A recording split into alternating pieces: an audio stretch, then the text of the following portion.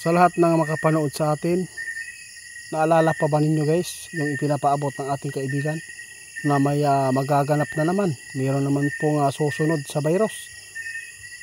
Tandaan nyo guys, grabe na, mag-ingat po tayo sa kinakain natin ha. Huwag po kayong puro na lang masarap, kasi ang masarap guys doon po nakakamatay, no? Maraming napapahamak kaibigan. Salamat po. Nandito si tatay guys. Meron siyang paalala sa lahat po na makapakinig sa atin. Sa lahat po ng makashare nito. Mag-ingat po kayo dahil po meron naman pong hula ang ating kaibigan na maaring ikakapahamak ng mga tao dahil po sa sakit na to.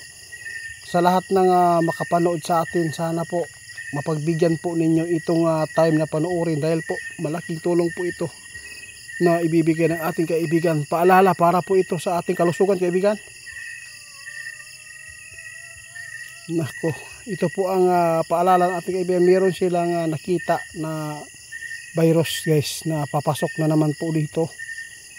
Meron lang siyang paalala kung sino man po yung mga taong magkakaroon nito. Hindi ko sana ito babanggitin guys dahil po ayaw ko talaga na mapahamak tayo, no? Alam po inyo yung kapag mayroong mga virus kailangan ng vaccine.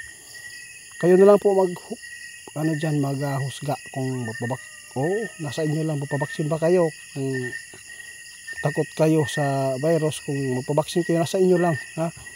Basta sinabi na po ng ating kaibigan noon, kung maalala po niyo, hindi ko na lang dugtugtungan. Ang sa akin lang dito, makapaabot ako. Mag-ingat kayo sa mga virus kasi po dahil sa kinakain ng tao kaibigan. Kailangan ninyong kumain ng masustansya guys. Yung mga pagkain tulad ng gulay. Yung mga gulay na hindi po masyadong inisprehan na insecticide. Yung safety tulad po ng kangkong, alugbati, okra, kalabasa. At saka yung mga dahon-dahon guys na hindi po kailangan na isprehan. Yun po ang pinakamasustansya kaibigan. Ito po. Sa 2026 guys, nakita ng ating kaibigan na mayroon pong bagong sakit na naman. Nako. Ang dami pang kalamidad sabi ng ating kaibigan, tapos mayroon pang nakita nila na virus na naman po na bago. Ang kailangan po dito hindi po ang vaccine, kundi ang kailangan natin dito yung pagkain na po na sigurado na may mga vitamins na makapagbigay po sa atin ng immune system, na makapagbigay ng lakas pa sa ating katawan para malabanan po ang mga virus na lalo na ngayon mga sakit guys. Alam po ba niyo kung bakit napakaraming mga kanser at saka sakit ngayon? Yung mga tao na malabo ang mata. Alam na po niyo guys, ipinapaabot po namin kung anong epekto. Kaibigan, salamat.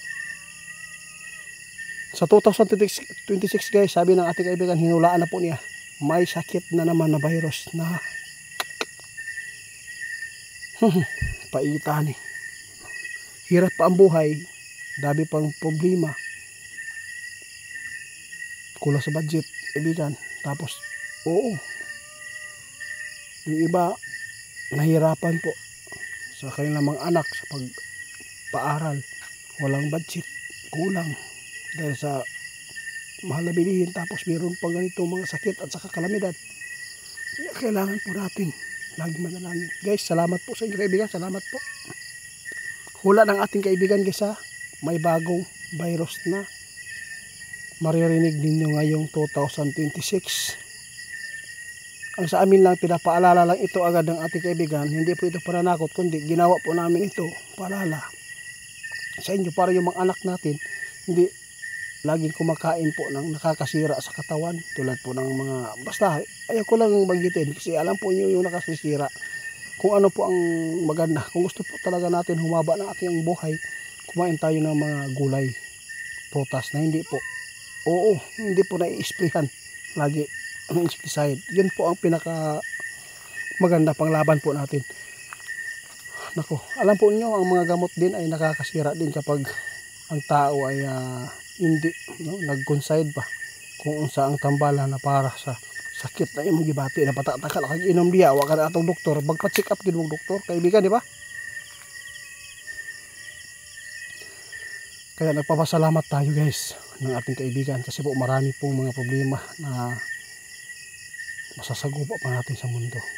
Kailangan po natin hindi masarap ang pagkain kundi masustansya para po kung sakaling man may mga virus, meron tayong paglaban sa ating katawan na ito ay bumangga sa mga virus na tatama ngayon 2026. Hula ni kaibigan ha, 2026 sa susunod na to.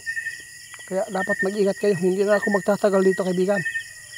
Salamat po. Oo, yes. Hindi tayo magtagal din. Okay, pasalamat ta ni kaibigan. Salamat kaibigan sa pagpunta po niyo dito at pagbalik. Sana, irgas mo lang ako kay kaibigan ninyo. Salamat po.